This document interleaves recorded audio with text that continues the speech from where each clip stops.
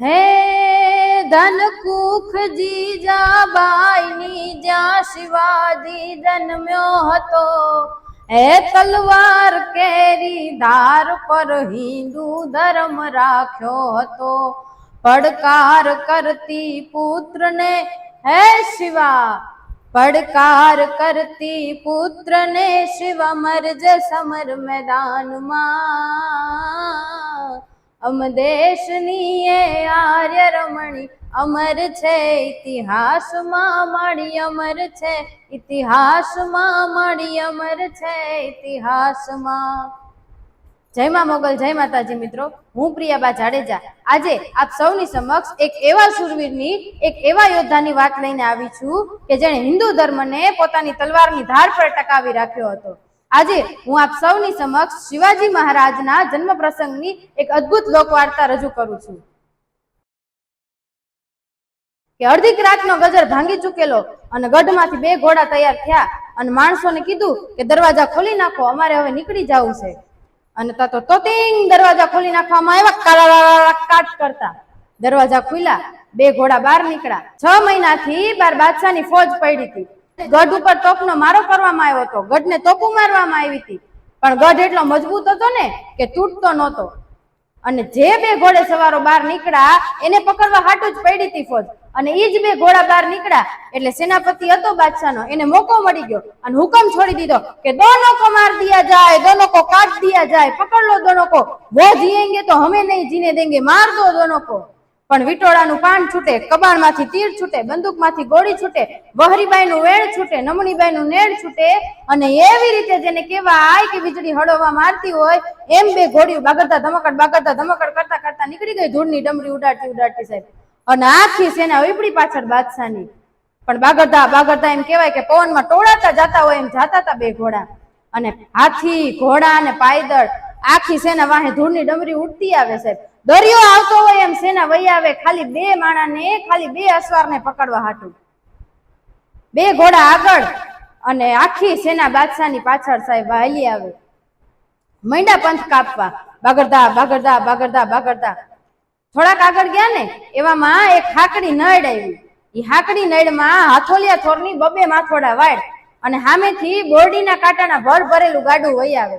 2 અહવારે હામું જોઈ લીધું કે જોયું કે હા કે હવે શું કરશું? એક અહવારે કીધું કે મરી જાય, 1 2 25 50 હો બહો જેટલા ને મરે એટલા મારી નાઈ ખપી જાવી। ત્યારે બીજા અહવારે કીધું કે મરવાના, મારવાના, લડી લેવાના, ઊભું રહેવાના, નીકળી જવાના બધાય ટાણા હોય, ગમે ત્યારે ન લડી લેવાય કે પણ તો આવડો મોટો ભર કેવી રીતે કૂદે? હજી વાત કરે છે ત્યાં આ વાહલા અહવારે આગલા અહવારને કીધું કે તો એક કામ કરો, તમારા ઘોડાને એક બાજુ ફેરવી લ્યો, હું કુદાવી દઉં। અને આગલા અહવારે ઘોડાને એક બાજુ ફેરવો અને વાહલા અહવારે થપાટ મારી ઘોડાને, બાગાત જમ કરતું ઘોડું કૂદ્યું સાહેબ ભર માથેથી, અને બીજા અહવારે થપાટ મારી બીજું ઘોડું કૂદ્યું। 85 ગામના પલાક આપ્યા સાહેબ, અને વાહે ખેતરોમાં નળોમાં મારફાર કરતી સેના વહી આવે, માર દો ફરર હું ફરર, વાહે વેરી ખાવ કરતી સેના વહી આવે સાહેબ। અને ઈ 2 ઘોડા ધૂળની ડમરી ઉડાડતા જાતા હતા, અને એમ કેવાય કે ઈ ઘોડાના ડાબલા કેવા હતા એનું વર્ણન કરે કવિઓ કે ઈ ડાબલા માંડતા ધર ધમકે, સાબદી દાણી જમકે, સાંજે હિકોટેરા ભરા જકોડ, તાતો ચમકે વાહસ જાણે વીજળી જલાદા ચડી, બ્રહ્મ વાળા ભારે ઠાડા ગતિ વાળા મોર, તાતો વાપસી હાકડા વાળા ટાક, કાન સોરી વદા કોરંગી આખડી વાળા મુલરા કરોડ, તાતો ભાલા વાળા લટા કેસે ફોરણા ઉલંગી ભજે, જટાડા જોગેન્દ્ર નહીં પટાડા કી જોડ, તાતો છાછરા ભાલરા જોને છાતીએ છાલરા, સમચોડા ત્રિંગ બાજુ ઠાડા ખાડીયા સડાર, તાતો હાકાબંધી તાહડીરા ઓપિતા ડાબલા ચોડા, ચમંગંતા ઘોડા નાળા ટોળ હાંધે ઠાડ, તાતો અંજલીમાં પીતા પાણી મોકલી વખાણી આપ, જાંગરા ઠોકરા ધરા પૂછરા જપાટ, તાતો કહેવાડી ઢીચણારા ઓવારણા લીએ કાજુ, થડકે દરાસવાસા ડાબકી થપાટ, થડકે દરાસવાસા ડાબકી થપાટ। અને સાહેબ સાંભળજો, આ ખાસ નોંધ લેજો, મારે આજે વાત ઈ કરવી છે કે આ દેશની દીકરી કેવી હોય, ભારતની આર્ય નારી કેવી હોય, હિન્દુસ્તાનની સ્ત્રી કેવી હોય। અને સાહેબ ઈ 2 ઘોડા હાયલા જતા હતા, એમાં પેલો ઘોડો જેને કુદાયો હતો ઈ અસવાર પોતાના સાથીદારને એમ કહે છે કે હાંભળું શું કામે કીધું કે પેલો ઘોડો જેને કુદાવ્યો હતો એ આ દેશની દીકરીનો ઘોડો હતો, હિન્દુસ્તાનની સ્ત્રીનો ઘોડો હતો, ભારતની આર્ય નારીનો ઘોડો હતો. અને ઈ પોતાના પતિને એમ કે છે કે સાંભળું કે હવે મારાથી ઘોડા ઉપર નહીં બેસાય, તમે નીકળી જાઓ. કે વાહે મોત થાય સેના વહી આવે, કે મારે પ્રસૂતિની તૈયારી છે, બાળક જન્મની તૈયારી છે.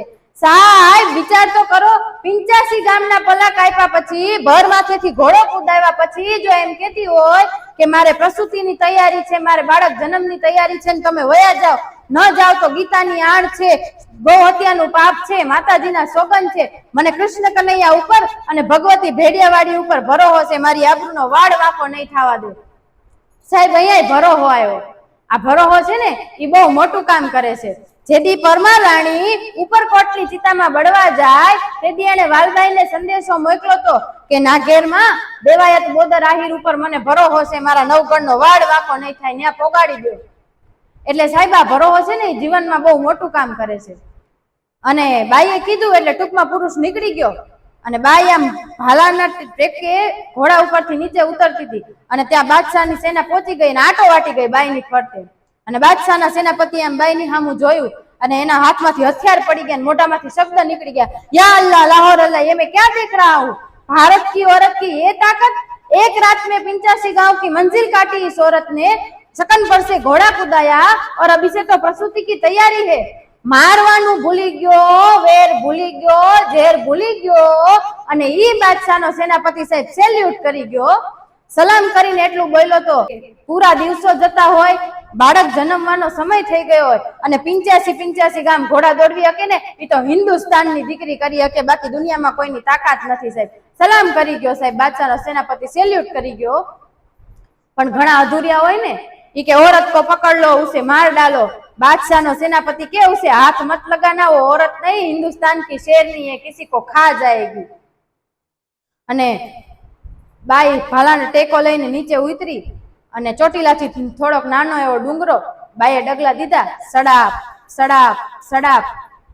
અને બાદશાહનો હુકમ થયો એટલે સેના હટવા માંડી. સાહેબ ઉપર ચોટીલાથી થોડુંક નાનું શિવજીનું મંદિર, 3 ઘુમ્મટ અને 16 સ્તંભનું મંદિર, અને બાઈ માંડી પગથિયા ચડવા, સડાપ સડાપ સડાપ.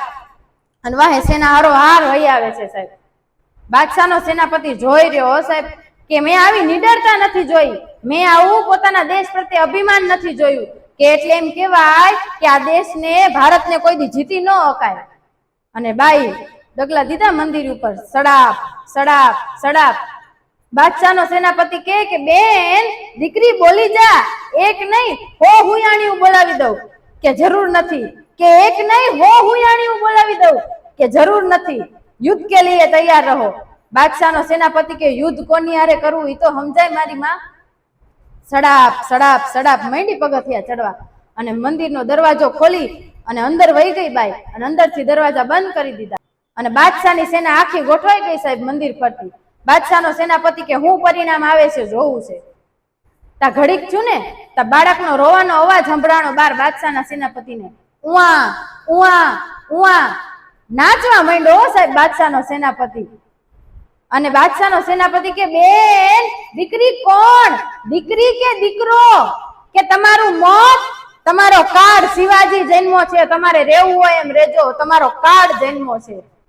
સાહેબી જન્મ દેનાર જીજાબાઈ, જન્મનાર શિવાજી, એના પિતાનું નામ શાહજી, શિવનેરીનો કિલ્લો અને શિવ મંદિરમાં જન્મો એટલે એનું નામ શિવાજી પાડવામાં આવ્યું. આપણે અત્યારે કોલેજના દીકરા દીકરીઓને પૂછીએ ને કે શિવાજીના પિતાનું નામ શું, કે ઈ ખબર નથી, કે શાહરુખ ખાનના પિતાનું નામ, કે હા ઈ ખબર છે. એટલે આપણને એમ થાય કે આ નાનો હતો ત્યારે એને 2 ટીપા પોલિયાના પાયા, એના કરતા તને દીદીજીના પાઈ દીધા હોત તો સારું હતું.